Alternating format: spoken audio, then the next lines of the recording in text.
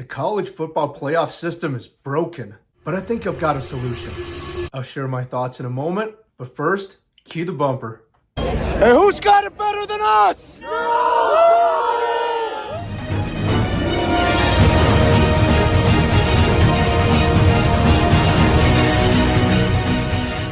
Before we begin today's video, I just want to give a quick round of applause to the Indiana Hoosiers.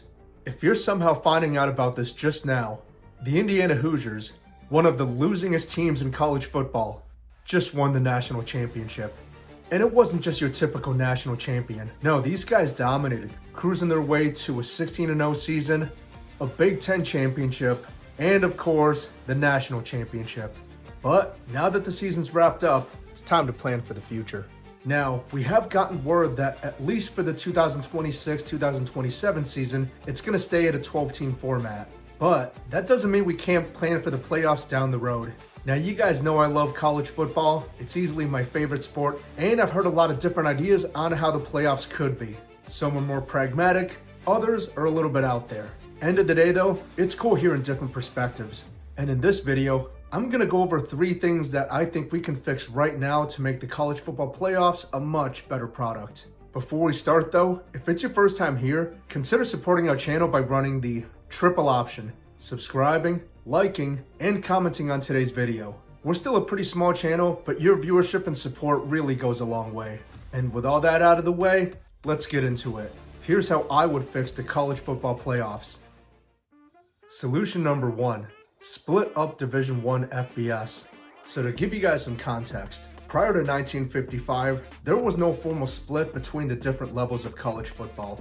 From 1956 to 1977, schools were either classified as part of the university division or the college division, depending on if you were a larger or smaller school. Then finally in 1978, Division I was further split into Division I-A and Division I-AA, what we now know as the Football Bowl Subdivision and the Football Championship Subdivision, FBS and FCS for short. Similar to the Division I split, now's the perfect opportunity to split the Power Conference schools and the mid-major schools, the Power 4 and Group of 6, respectively. And each subdivision of FBS can have their own playoff tournament. Before we go any further, I'm just going to tell you guys how staggering the numbers are. In Division I FBS, there's 136 teams fighting for 12 playoff spots. That means less than 9% of the teams actually make it. But let's go down further. The FCS has 129 teams with 24 playoff spots. Suddenly that 9% becomes 19%. Division II has 161 teams, of which 32 make the playoffs. That's just under 20%. And finally, Division III has over 240 teams, of which 40 make the playoffs. That 17% is still better than FBS's 9%. But it gets better. If you look at the major North American professional leagues, 44% of the NFL makes the postseason, 50% of the NHL makes the postseason, a whopping 53% of the NBA makes the playoffs, and 40% of the MLB make it to the postseason. Let's get back to college football.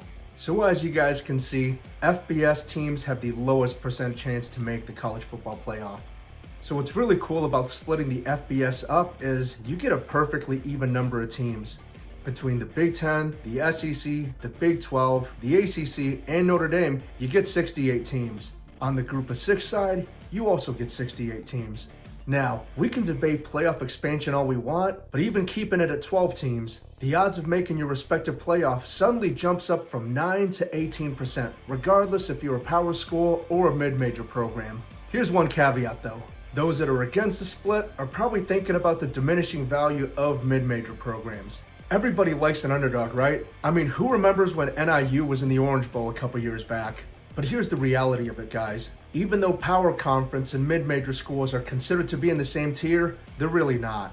Despite all FBS schools getting 85 scholarship players, there is still a huge gap in talent with the players, the coaching staff, the facilities, really everything. Even when a Group of 6 team makes it to the playoffs, they don't have a realistic shot. But hear me out. I do have one solution to this. Before the start of the season, teams that want to make themselves eligible for the Power Fours playoff can opt in if they choose to do so. However, if they don't make the playoffs, they can't just go back to their Group of 6 playoff. So let's say, for example, this year James Madison made the playoffs and next year they want another run at it. They would have to opt into the Power Fours playoff format prior to the season starting. And if they don't make it, their season's over. I really don't think it's that far out there. After 100-something years, the Ivy League is finally opting into the FCS playoffs, so anything's possible. Quick announcement, guys. We're working hard to create quality content for all the major sports leagues and really aspire to be the de facto resource for all things related to sports jerseys. Consider supporting our channel by running the triple option, subscribing, liking, and commenting on today's video. And if you guys want to see some other cool videos, definitely check out one of these. All right, back to the show. Solution number 2, more games on campus. Again, we can debate the number of teams that actually make the postseason, but we need on-campus games. Home field advantage is way bigger of a factor in college sports than professional sports, and this could not be more true for college football. Like, imagine if a Group of 6 team had a higher seeding than a Power 4 team, but they played on a neutral field. Furthermore, football is meant to be played in the elements, and northern teams can finally use this as an advantage. Let's face it, guys, FBS football has always been slow to adopt. And even though it's a work in progress, now that we finally have some form of a playoff, the next logical step is bringing more games on campus. This is something that almost every other college and professional league does. Think about lower level college football playoffs. They're on campus. Think of the NFL. They're played in home stadiums. And I'll add one more thing. Those FCS, Division II, Division III playoffs, those are actually sanctioned by the NCAA. Final point for this section, let's talk about money. The powers that be might be against this because, bowl games drive revenue, yada yada yada. We've heard it all before. It is true, bowl games and especially playoff bowl games drive a huge amount of revenue. But you guys gotta keep in mind, we've got damn near 50 bowl games. Even if the few playoff bowls get moved to campus, we've still got 40-something bowl games to go around. And you're gonna tell me if Florida misses the playoffs that their fans are not gonna travel to another bowl game? No. It's an SEC school, their fans will still show up in droves, they'll make their money.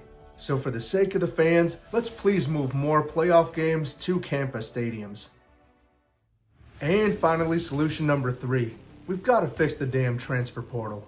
Currently, the portal opens in early January. I'll tell you guys how that makes sense. It doesn't. You've got rosters changing in real time as players are prepping for the biggest games of their career.